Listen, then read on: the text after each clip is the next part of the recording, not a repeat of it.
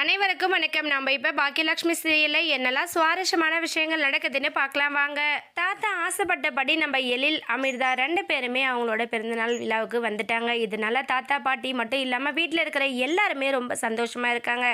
அது மட்டும் இல்லாமல் தாத்தாவுக்கு சதாபிஷேகம் ஒன்று ரொம்ப பெருசாக எல்லாமே ஏற்பாடு பண்ணிக்கிட்டு இருக்காங்க. நம்ம பாக்கியா வீட்டில் இருக்கிற எல்லாருமா சேர்ந்து அந்த ஃபங்க்ஷனையும் தாத்தாவும் பாட்டியும் ரொம்ப சந்தோஷமாக என்ஜாய் பண்ணி கலந்துக்கிட்டு இருக்காங்க. இவங்க யாருமே எதிர்பாராத அந்த சமயத்தில் நம்ம கோபி தான் அப்பா அம்மாவோட விசேஷத்துக்கு போகலன்னா எப்படி அப்படின்னு சொல்லிட்டு நம்ம கோபி வராரு.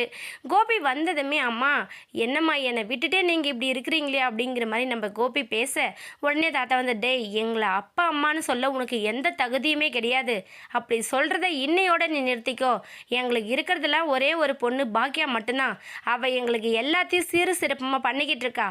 நீ வந்து இதில் எந்த பிரச்சனையும் பண்ணாமல் இருந்தாலே போதும், செத்தா கூட எங்களை அப்பா அம்மா நீ கூப்பிடவே கூடாதுரா அப்படின்னு சொல்லிட்டு நம்ம ஈஸ்வரி ஒரு ரொம்ப கோவத்தோட சொல்கிறாங்க. உடனே கோபி வந்து அப்படியே மனசுடைஞ்சு போயிடுறாங்க. என்னடா இது, அம்மா அப்போதான் கோவத்தில் இருந்தாங்க எப்படியோ அப்படி சொன்னாங்கன்னு பார்த்தா இப்போவும் திரும்ப திரும்ப அதே போல் சொல்கிறாங்களே அப்படின்னு சொல்லிட்டு நம்ம கோபி ரொம்ப குற்ற உணர்ச்சிக்கு ஆளாயிடுறாரு.